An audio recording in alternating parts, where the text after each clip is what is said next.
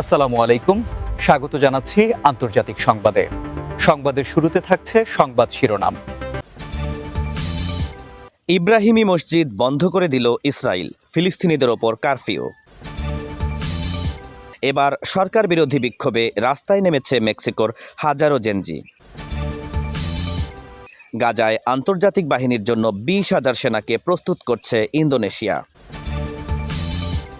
ইহুদিদের উৎসব, ফিলিস্তিনের ইব্রাহিমী মসজিদ বন্ধ করল ইসরায়েল, কারফিউ জারি।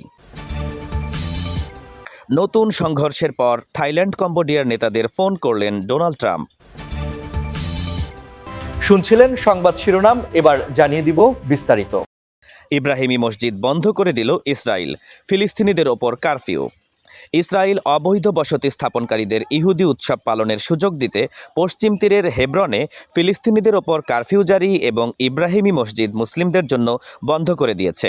স্থানীয় সূত্র জানিয়েছে, পুরনো শহরের সামরিক চেকপয়েন্টগুলো বন্ধ করে যাতায়াত সম্পূর্ণ নিষিদ্ধ করা হয়েছে, ফলে বহু বাসিন্দা ঘরে ফিরতে পারেননি। একই সময়ে শত শত অবৈধ বসতকারী সেনাবাহিনীর নিরাপত্তায় উস্কানিমূলক শোভাযাত্রা করেছে। স্থানীয়দের অভিযোগ, এই পদক্ষেপ ইব্রাহিমী মসজিদের বাকি অংশ দখল করে সেটিকে সিনাগগে রূপান্তরের একটি পরিকল্পনার অংশ। ফিলিস্তিনি ধর্ম বিষয়ক মন্ত্রণালয় জানিয়েছে, 2025 সালের শুরু থেকে মসজিদের গেটগুলো প্রায়ই বন্ধ রাখা হচ্ছে, জানালাও প্রায় ঢেকে দেওয়া হয়। 1994 সালে হত্যাকাণ্ডের পর থেকে মসজিদটি ভাগ করে দেয়া হয় 63% ইহুদিদের এবং 37% মুসলিমদের জন্য। সাধারণত ইহুদি এবং ইসলামী উৎসব মিলিয়ে বছরে 20 দিন দুই পক্ষের জন্য পর্যায়ক্রমে সম্পূর্ণ বন্ধ থাকে। তবে 2023 সালের অক্টোবরে গাজা যুদ্ধ শুরুর পর থেকে মুসলিমদের পূর্ণ প্রবেশাধিকার আর নিশ্চিত করা সম্ভব হচ্ছে না। এবার সরকার বিরোধী বিক্ষোভে রাস্তায় নেমেছে মেক্সিকোর হাজারো জেনজি।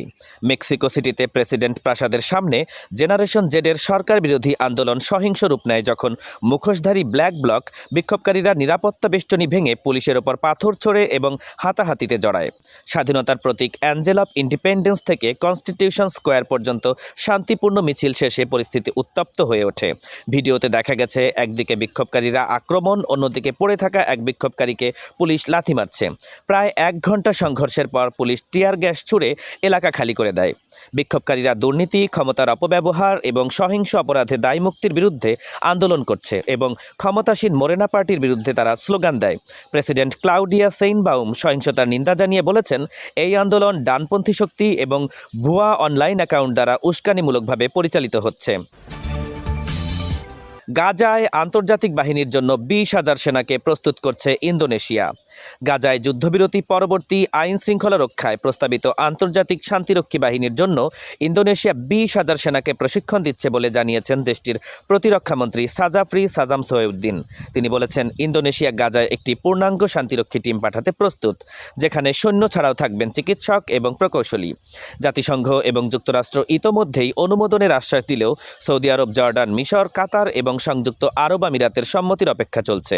উল্লেখ্য, যুক্তরাষ্ট্রের প্রেসিডেন্ট ডোনাল্ড ট্রাম্পের 20 দফা যুদ্ধবিরতি প্রস্তাবে যুদ্ধোত্তর গাজায় অস্থায়ী টেকনোক্র্যাট সরকার এবং আন্তর্জাতিক বাহিনী গঠনের কথা বলা হয়েছিল। ইসরায়েল এবং হামাস এতে সম্মতি দেয় 10 অক্টোবর থেকে যুদ্ধবিরতি চলছে। তবে 1 মাসের বেশি সময় পেরিয়ে গেলেও টেকনোক্র্যাট সরকার গঠনে এখনও কোনো দৃশ্যমান অগ্রগতি নেই।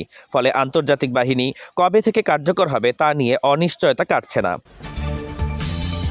ইহুদিদের উৎসব, ফিলিস্তিনের ইব্রাহিমী মসজিদ বন্ধ করল ইসরায়েল, কারফিউ জারি। দখলদার ইসরায়েলি বাহিনী হেব্রনের পুরনো শহরে কঠোর কারফিউ জারি করে ইব্রাহিমী মসজিদ মুসলিমদের জন্য বন্ধ করে দিয়েছে, যাতে অবৈধ বসতি স্থাপনকারীরা সারা ডে ইহুদি উৎসব ভালোভাবে পালন করতে পারে। স্থানীয় কর্মী আরেফ জাবের জানিয়েছেন, 14 নভেম্বর সকাল থেকে সামরিক চেকপয়েন্ট বন্ধ করে প্রবেশ এবং বেরোনো সম্পূর্ণ নিষিদ্ধ করা হয়েছে।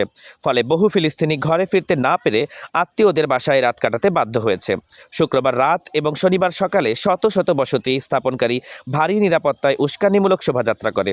জাবেরের মতে, এটি ইব্রাহিমী মসজিদের অবশিষ্ট মুসলিম অংশ দখল করে সিনাগগে রূপান্তরের ইসরায়েলি প্রচেষ্টার একটি অংশ। ফিলিস্তিনি ধর্ম মন্ত্রণালয় জানিয়েছে, ইসরায়েল 2025 সালের শুরু থেকেই মসজিদের সুক গেট প্রতিদিন বন্ধ রাখছে এবং পূর্ব গেট জানালা সহ ঢেকে রাখা হয়। সম্পূর্ণ দখলীকৃত এলাকায় 400 বসতি স্থাপনকারীকে পাহারা দিতে মোতায়েন করা হয়েছে প্রায় 1500 ইসরায়েলি সেনা। 1994 সালের গণহত্যার পর মসজিদটি 63% ইহুদি এবং 37% মুসলিম অংশে ভাগ করা হয়েছিল। বছরে 10 দিন ইহুদি উৎসবে মসজিদ পুরোপুরি মুসলিমদের জন্য বন্ধ থাকে এবং 10 কার্যদিবস ইসলামিক দিবসে ইহুদিদের জন্য মসজিদটি বন্ধ রাখার নিয়ম ছিল, কিন্তু 2023 সালে গাজা যুদ্ধের পর থেকে মুসলিমদের বিশেষ দিবসে সেই প্রবেশাধিকার নিয়ম আর মানা হচ্ছে না। নতুন সংঘর্ষের পর থাইল্যান্ড কম্বোডিয়ার নেতাদের ফোন করলেন ডোনাল্ড ট্রাম্প।